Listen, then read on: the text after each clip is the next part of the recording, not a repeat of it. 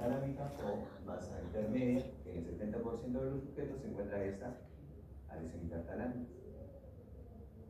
¿Ya?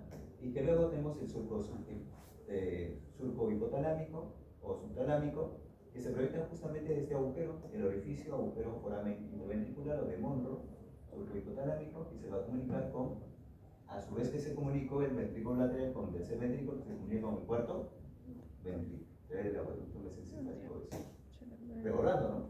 Ahora, y acá tenemos el hipotálamo, lámina terminal, diastema óptico, el tubercinero, acá no lo vemos bien, donde se desprende o cuelga, mejor dicho, la hipófisis, cuerpo mamilar. Entonces, todo este es el hipotálamo. El subtálamo se encuentra justamente en esta zona de acá. Ahí se encuentra el subtálamo, muy pequeño. El epitálamo es eso, cuerpos adrenulares y la glándula pineal. Ahora sí, entonces, ¿qué decimos? El hipotálamo se relaciona por arriba con quién? Con el córtex. ¿Con quién más? Algo que no lo hemos sacado todavía es la cabeza del núcleo caudal. Por arriba, lo vamos a ver en otra vista. Por abajo, con el hipotálamo. Incluso podríamos decir con el subtálamo, ¿verdad? Adelante con quién? Con el pilar anterior del córtex. Pilar anterior del córtex. Atrás, con el epitálamo, cuerpos adrenulares, glándula pineal y la comisura posterior. Es decir, por abajo, con el hipotálamo, pero hacia adelante. Ventro, o digamos, ventro inferior, ¿no? Dorso ventral está con el mesencéfalo. Este es el mesencéfalo. Ahora, ya, pero y hacia el lateral que no lo vemos, que lo vamos a ver en otra lámina, vamos a ver que se relaciona con el brazo posterior de la cápsula interna. Lo vamos a ver. Hacia el lateral, entonces, el tálamo se relaciona con el brazo posterior de la cápsula interna. Recordemos que la cápsula interna tiene la forma de una escuadra. Entonces, este sería el brazo posterior, este es la rodilla y este es el brazo anterior. Porque tiene la forma de una escuadra. ¿Ya? Ya, pero ese es lateral. Y medialmente, con el tercer ventrículo. Medialmente con el tercer ventrículo. Acá se encuentra el tercer ventrículo. Entre ambos tálamos. Esa es la relación. Es importante siempre relacionar, chicos. Yo he notado que no hacen eso, ni siquiera en Orco 2, Orco 3, nada. Entonces yo a la pasada a un colega le digo, bueno, entonces acá entiendo de que acá no va a haber cirujano. Porque el cirujano, si se va a hacer cirujano, tiene que saber las relaciones. Si yo voy a hacer un abordaje quirúrgico, tengo que saber qué estructura se encuentra a la derecha o a la izquierda, qué estructura se encuentra atrás, qué estructura se encuentra arriba y abajo. De esa estructura que voy a operar. ¿Sí o no? Sentido común, creo, ¿no? Muy bien. Acá, no sé por qué han puesto eso tampoco acá, porque nos está tapando en vez de para reconocerse. Ahora, pero sin embargo, esta de acá lo retratamos, ¿no? Porque acá se ha retirado el septum pelúcido, ¿no? Se ha retirado y nos permite ver esta cavidad que es el ventrículo lateral. Pero no, eso no nos interesa tanto, porque eso ya lo conocen. Eso nos interesa. Ven algo brilloso ahí, que es más medio abultado, así. Esa es la cabeza del núcleo caudal. Esa es la cabeza del núcleo caudal. Y que está por encima también de tálamo. Bueno, yo pienso que este es el tálamo, este será pues el hipotálamo, subtálamo, tálamo, ¿no?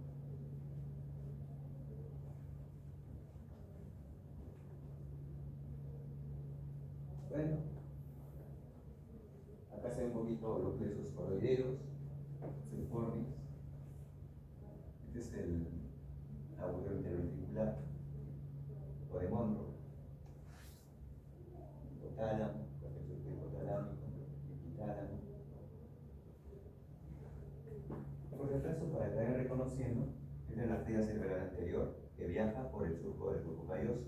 Este es el surco del cuerpo calloso, por ahí está la arteria, se proyecta la arteria cerebral anterior. Este es el giro del cíngulo o o circunvolución del signo, área 24-91, la corteza subcallosa, o área septal también se llama acá. Hay muchos septales ahí también. Este es un corte transversal del pecho. ¿Ya? Un corte transversal del pecho nos permite ver justamente la relación que decía, la relación lateral. Entonces miren, este es el tálamo. Tálamo. Tálamo. Brazo posterior de la cápsula interna. Brazo posterior, brazo anterior, su rodilla. ¿Sí o no? Cápsula interna, brazo posterior, brazo anterior, rodilla y este brazo posterior. Ese es tálamo. Lateralmente, entonces se relaciona con el brazo posterior de la cápsula interna. Porque medialmente, este espacio, ¿cómo se llama? El tercer ventrículo. Arriba, ven acá eso, se estructura. Esta es la cabeza del ventrículo abajo. De este lado, este del otro lado. ¿Ya? Esa es la relación. Bueno, de paso reconocemos ahí la asa posterior o occipital, asa anterior o frontal del ventrículo lateral. ¿Todo bien? Ánimo, ¿todo bien? Tiene que hablar. Profesor, no entiendo nada. ¿Por qué rodilla y por qué no dice codo? Profesor, ya está, ya.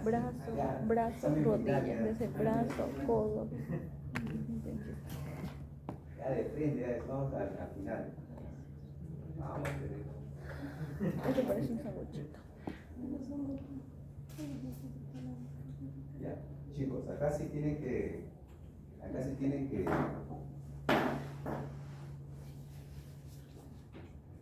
Acá se tienen que. ¿Cómo se dice? Inspirarse, ¿verdad? Miren. ¿Ya? ¿Ya? Ah, ese es el cerebro. Corteza cerebral. Ay, yo pensé que era una ¿Está bien? florcita. Así de simple. Tálamo.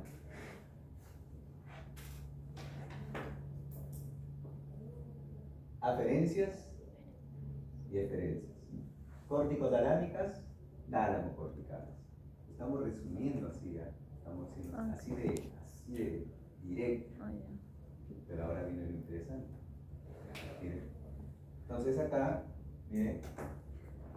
Vamos a tener, acá vamos a poner lo que falta, ¿no? Nos falta aquí la lámina medular lateral. Lámina medular lateral. ¿Qué más nos falta? Nos falta también los núcleos reticulares del tálamo. Eso es lo que nos falta acá. ¿Ah? Entonces, luego, esto de acá se llama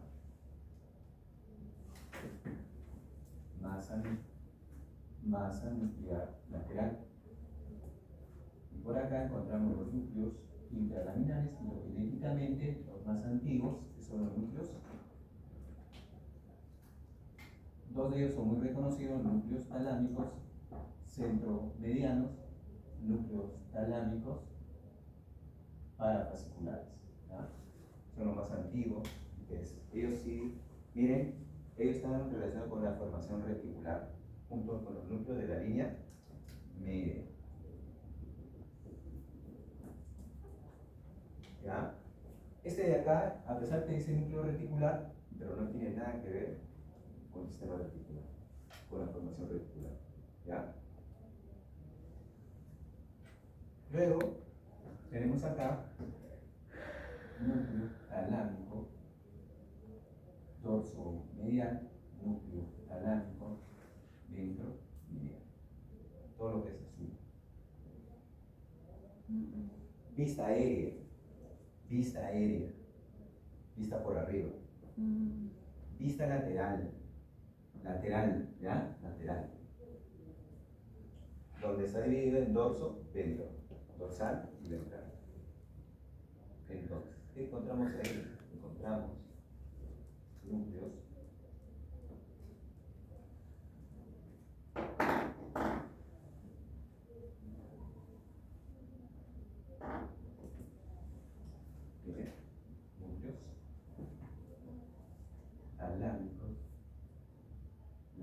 posterior, núcleo talámico lateral dorsal, ¿correcto? Y acá están los núcleos talámicos anteriores. Eso es lo que se ha hecho ya, vista superior. ¿Ya? Tanto de este lado como de este lado. Pero, ese es dos. Vientre o ventral, núcleo talámico ventral anterior, núcleo talámico ventral lateral, ¿correcto? Núcleo talámico ventral posterior, porque este de acá es el núcleo pulvinar. Estos son los cuerpos geniculado lateral, cuerpo geniculado mediano. A su vez, este de acá se ve, está subdividido, ¿verdad? Sí. Y que sabemos que ese es el núcleo talámico ventral posterior medial, y sabemos que este es el núcleo talámico ventral posterior lateral, ¿correcto? Pero además, este también está subdividido en una porción anterior y una porción posterior.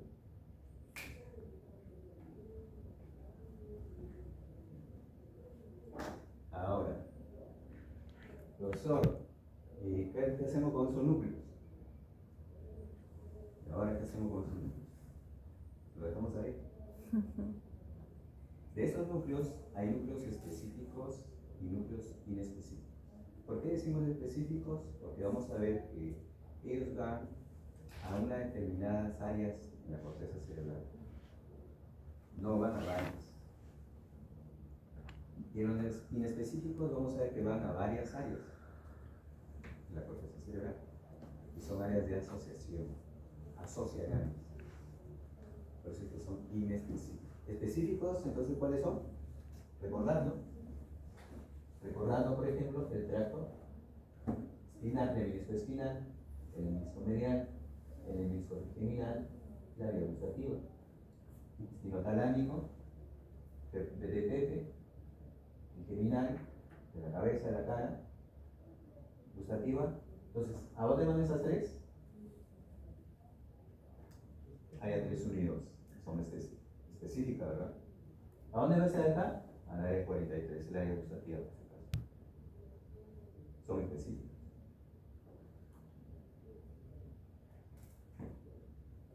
El cuerpo geniculado lateral, ¿quién hace relevo ahí para proyectarse a la corteza cerebral? La vía de la visión. Se proyecta la corteza a las áreas 17, 18 y 19. Específico. Cuerpo geniculado medial, ¿quién hace relevo ahí? La vía auditiva. Para proyectarse luego ¿hacia dónde? Hacia el lóbulo temporal. Área 41 y 43. Específico.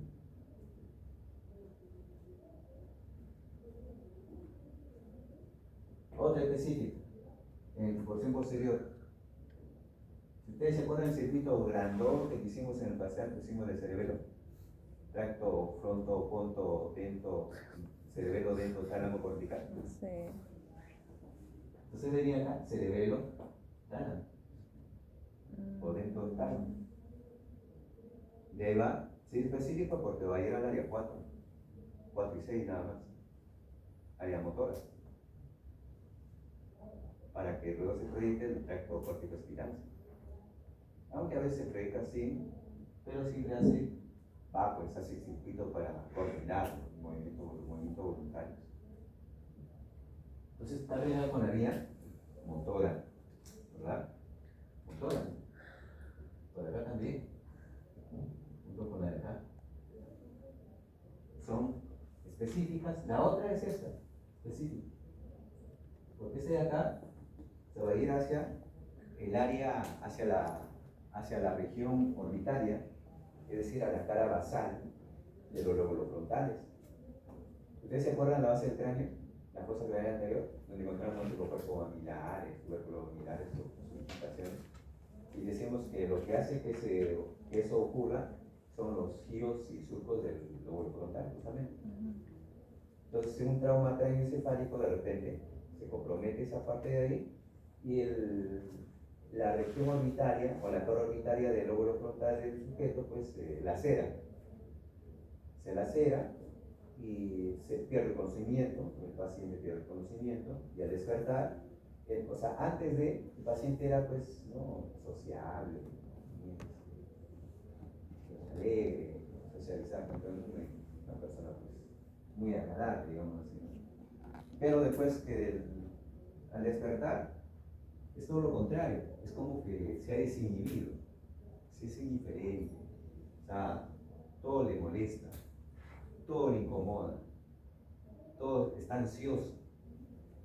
Tanto es así hasta que lo tienen que sedar, o sea, presenta también la agresividad. Tanto así que lo tienen que sujetar de la, ¿no? De la camilla de la baranda. Ajá. Inespecíficas. Entonces, una inespecífica, entonces, hablamos de esa de acá. Esa de acá también. Y así es, acá también. Inespecífica. Inespecífica porque, por ejemplo, el núcleo talámico anterior o los núcleos talámicos anteriores se proyectan vienen desde la corteza temporal. Ojo ahí, corteza temporal para hipocampo, subículo, fibria, fornix. Fornix llega a los cuerpos mamilares que pertenecen al hipotálamo. Tracto mamilotalámico se proyecta acá a estos núcleos anteriores del tálamo.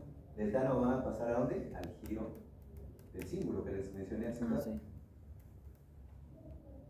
Área 21 y 24 y 31.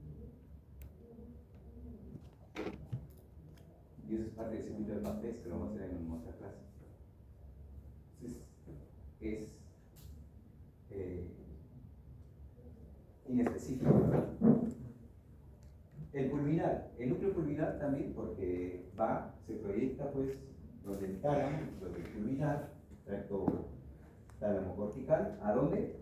Al lóbulo occipital, área con la visión, el área lóbulo parietal también, área 5 y 7, de la memoria a largo plazo. Después también al área temporal, la de Wernicke, área 6, y también de relación con la audición, por el técnico interior. Por eso que es inespecífico, el pulvinar.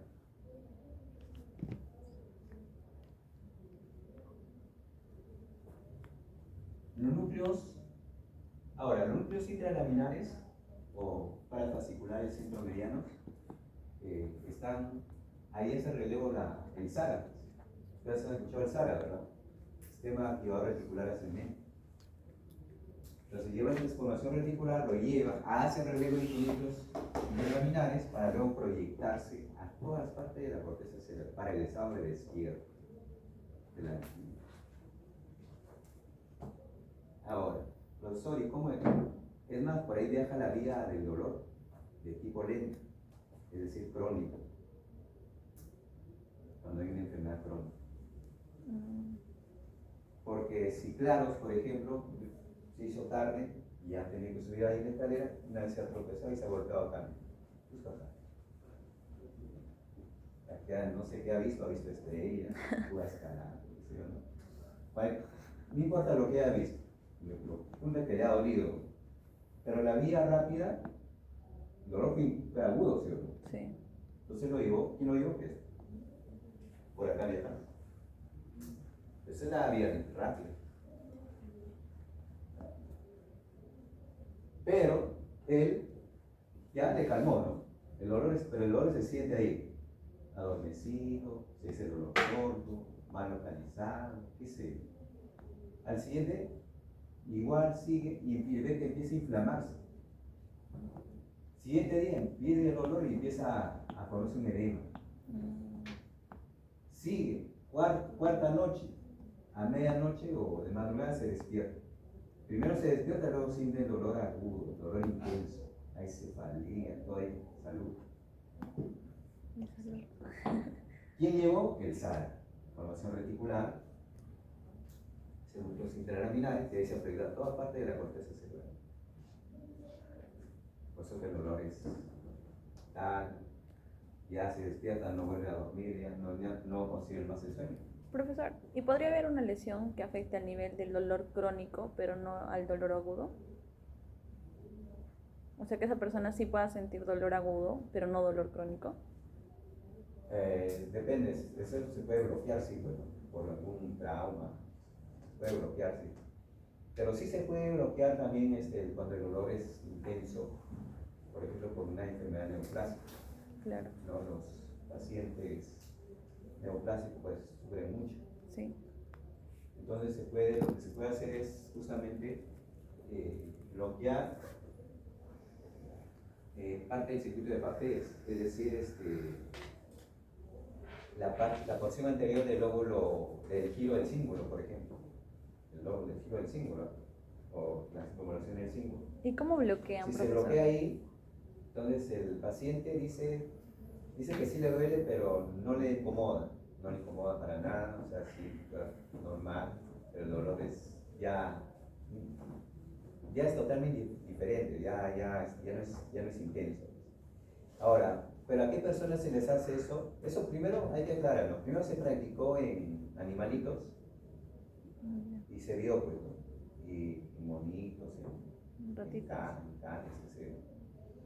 Y después se hace eso en humanos, pero para llegar a, porque primero tienen que Son años. operarlo, es todo un proceso. Eso ya depende, todo eso es un tema, ¿no? Que hay que discutirlo y que depende mucho del familiar, ¿no? Así que la familia está de acuerdo también, claro. todo eso. Exacto, es un tema. Pero sí se puede hacer eso, de esa manera.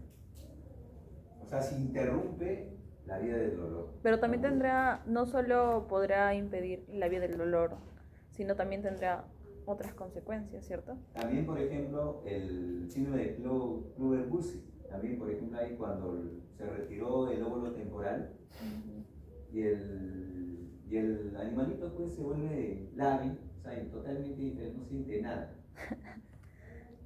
Como, es otra cosa, ¿no? Como en los padrinos mágicos, profesor. Es otro tema, pero no vamos a hablar de Bilingui, pues. No vamos a hablar de Bilingui. Muy bien, chicos, ese es el talo.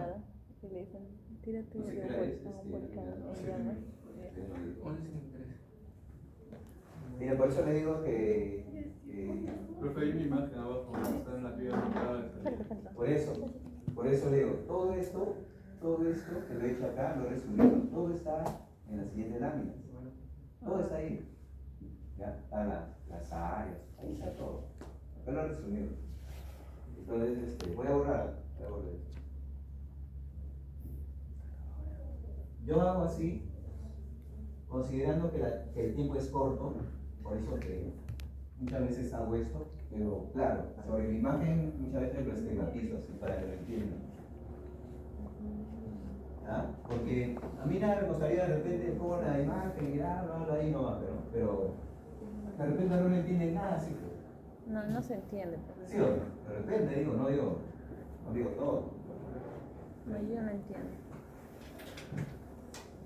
Bien, es por eso que acá paso los lápices, porque eso ya está enumerado ahí.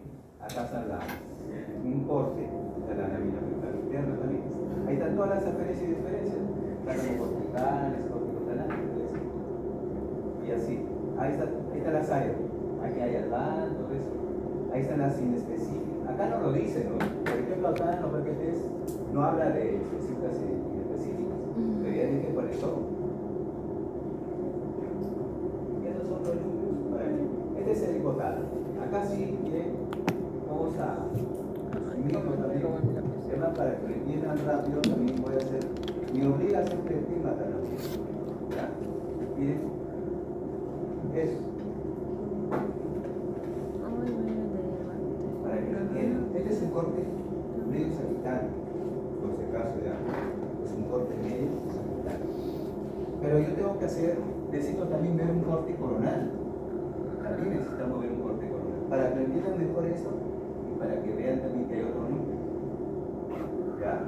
Entonces hago eso, así, mejor rápido. Esa es la línea media. Donde encontramos núcleos acá, que son pares, y que están amontonados ahí. Por eso que yo hago esto con fines didácticos. Lo voy a hacer ya. Y voy a hacer otro corte, lo mismo, pero ahí en ese lado lo voy a hacer. Estos núcleos que tiene sus regiones. ¿Ya? Pero este corte más nos presta para saber esto de acá, pero también sobre todo para reconocer estos núcleos de acá. Estos son los núcleos hipotalámicos laterales. Esos son los hipotalámicos laterales, donde encontramos también una sustancia, y que lo vamos a ver en el sistema articular justamente, donde encontramos la oresina, ya por acá. Pero estos núcleos son los núcleos donde encontramos el centro del apetito, el centro del hambre, la sed. ¿Ya? Ahí encontramos el, ¿correcto? Ahora, de esto, voy a hacerlo acá. Lámina terminal, diafragma óptico, el tallo hipoficiario, con su hipófisis, el cuerpo mamilar, y así. Entonces acá, miren, ¿correcto? A ver, entonces miren, vamos a hacer lo siguiente. Hay grupos acá, tres grupos son. El grupo quiasmático, que es este de acá. El grupo tuberal.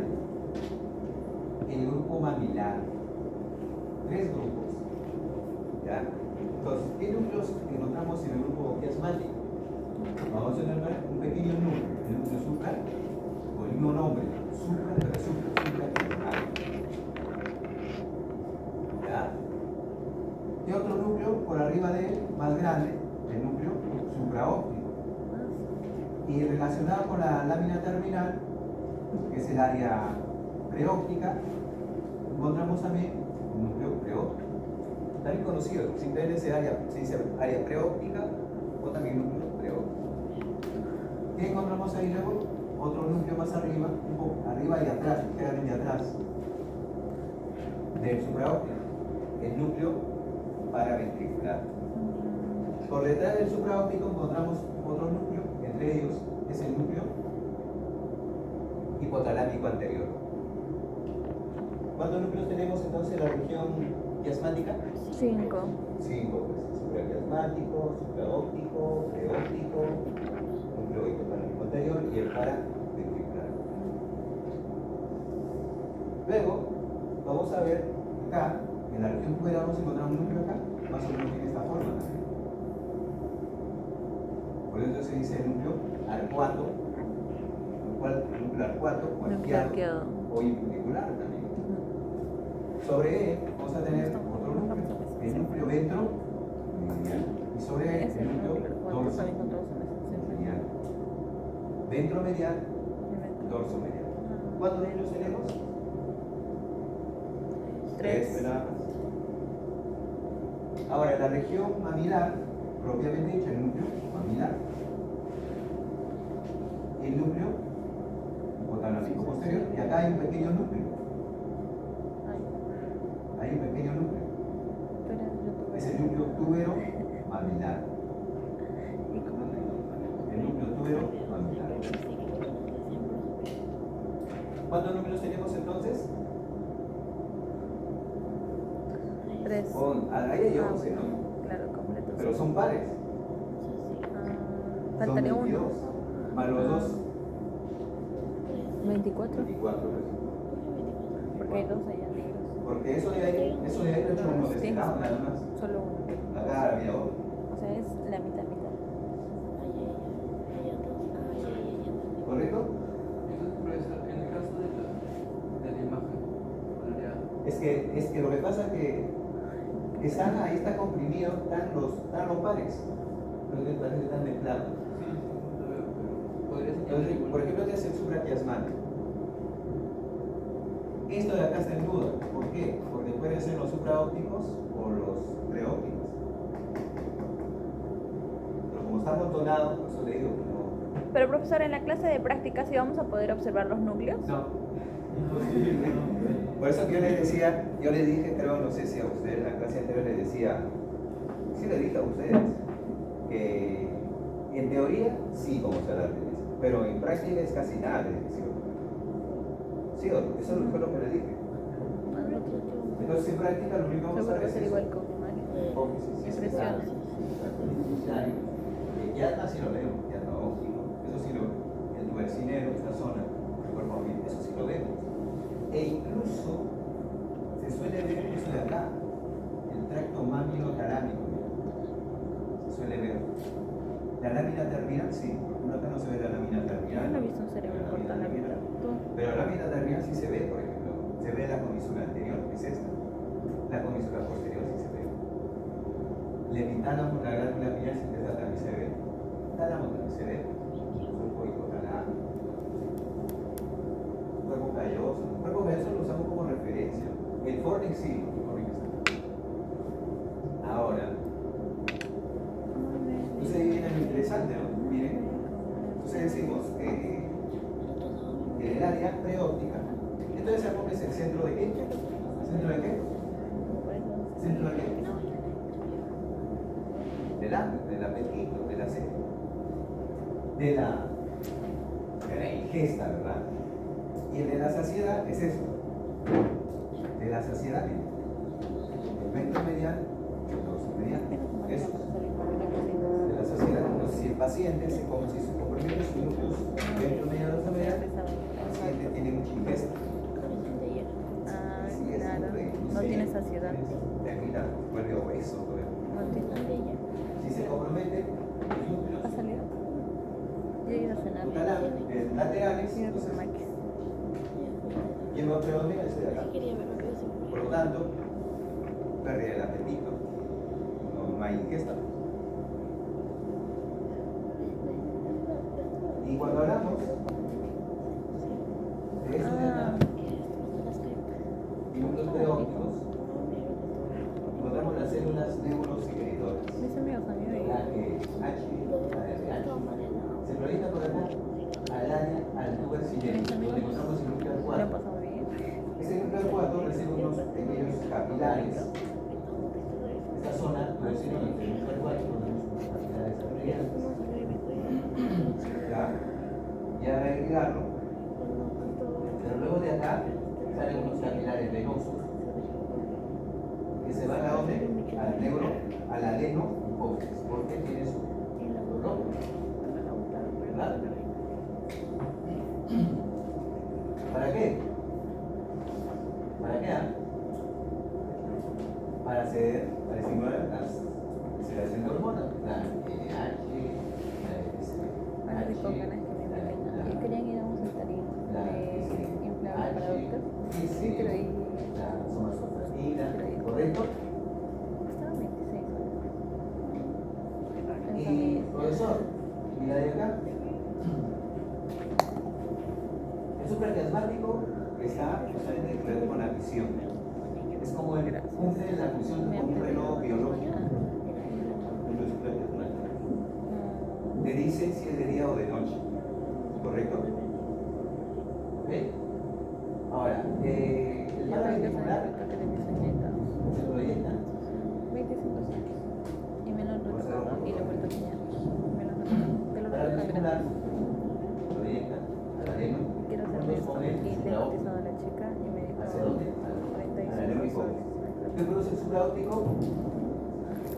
La antidiurética. ¿Qué produce la ventricular? Oxitocina. Esto. ¿Verdad? Sí. ¿Para qué? La oxitocina para qué? 35. Contracción exterior de proceso de parto.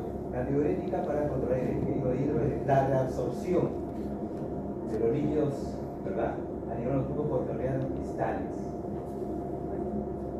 ¿Sí o no? Pues por eso que decimos el hipotálamo es una cajanera regulador de equilibrio electrolítico, control de las funciones, la temperatura. Es decir, si acá señalo, por ejemplo, todo este es el hipotálamo, ¿correcto? Hipotálamo. Opción anterior, posterior. Este presenta el parasimpático. Este es el simpático. Parasimpático, ¿qué hace? Disminuye la frecuencia cardíaca. Frecuencia cardíaca. Disminuye la presión arterial. Inhibe el peristaltismo. Parasimpático no activa el peristaltismo. ¿Qué hace el simpático? Aumenta la frecuencia respiratoria, aumenta la frecuencia cardíaca, arterial, inhibe, ¿verdad? Inhibe el peristaltismo. Y así, etc. Por eso que es